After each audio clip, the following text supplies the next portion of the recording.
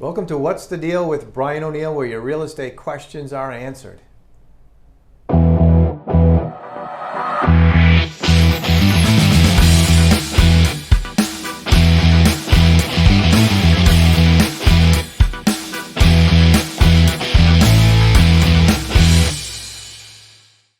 Today we're going to talk about mortgage rates, refinancing, and recasting your home loan as an owner with special guest local loan originator from U.S. Bank, Taylor Perkins. Welcome, Taylor. Hey, Brian. Thanks for having me. Well, thanks for coming on.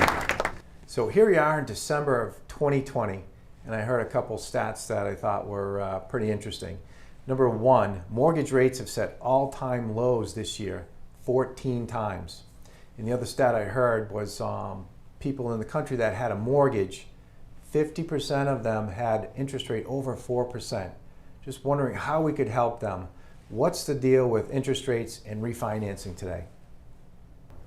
The deal with refinancing is it's a great time to refinance, especially if you have not refinanced in the last few years.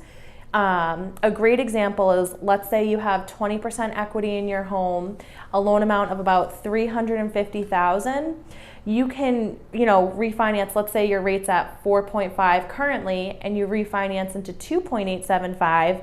That's a $321 a month savings, and it'll be more if you have private mortgage insurance. So how long would it take you to recoup that to make sense, I guess? What's the break-even point on that? How many months? So closing costs on that loan size are going to be roughly $2,900, and you'll have a break even of about 9 months with that. So after 9 months, it's all gravy. Yes, it is. Awesome. Man, that is still unbelievable. I remember when I bought my house back in 1989, the interest rate was 10 3/8. So what's the deal on the timing of the refinancing? I've had customers refinance with other companies and quite frankly said it took forever and it was painful. So right now, refinances are taking slightly longer. We're at about a 90-day turn time, just with the fact that everyone's at max capacity with these historically low rates. So it is just taking slightly longer. So what would the benefits be to using U.S. Bank to refinance? So benefits they'll have using U.S. Bank are we're seeing a lot of property inspection waivers. And what that is that's actually it's waiving the appraisal. So Fannie and Freddie accept the value as is. There's enough comparables and sales recently within your neighborhood.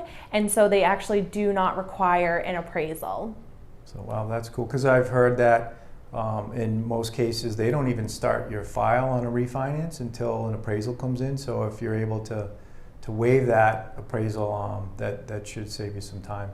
Yes, definitely. We are, right now we're waiting for appraisals to be in to have as full of a file as possible. But if you do not need an appraisal, you can just get submitted right into underwriting and start the process. Oh, that's awesome. So there are a lot of homeowners out there sitting on a ton of equity in their current home, looking to purchase a new home. But if they make an offer on a new property contingent on selling their current property, it's just not going to be considered in this market. What might they have for options on the financing end if most of their down payment's sitting in their current home? Another option that a homeowner may have is if they can qualify carrying their current home and buying the new home. Let's say they put 5% down. Once they sell their current home, they can do what is called a recast.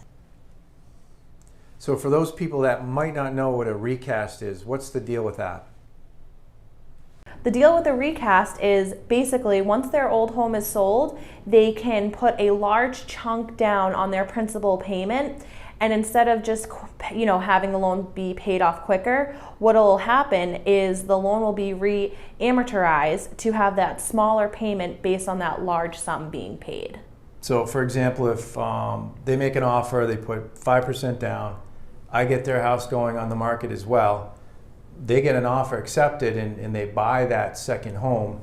As soon as I sell their home and say they had $100,000 in equity, they can then put that down on their mortgage that they just had gotten? Yes, they can. Really? So and it would lower the payments for them? Yes, so the loan would be re-amortized based on that large sum being paid, and that way it would still have the same term with the lower payments. Wow, that's pretty cool. I don't think many people know about that, so thank you. You're welcome. Well, it was great to see you today, Taylor. Thanks for coming on with me. If the viewers have any questions about mortgages they want to ask you directly, how would they reach out to you? Thanks, Brian. It was great seeing you too, even though it wasn't in person. You can reach me at my Instagram, which is at Ask Her About Mortgages, or you're always welcome to give me a call, send me a text. My cell phone is 774-535-6863.